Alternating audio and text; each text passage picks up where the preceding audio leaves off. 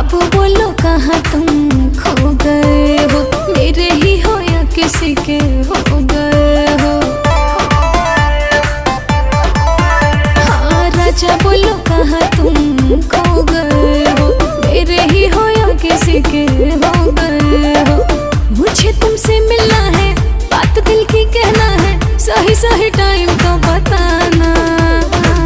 बाबू कहाँ हो? तुम्हारा बाबू व्यस्त है, महादेव की भक्ति में मस्त है।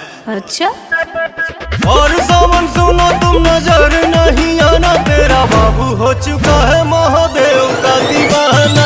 और सावन सुनो तुम नजर नहीं आना, तेरा बाबू हो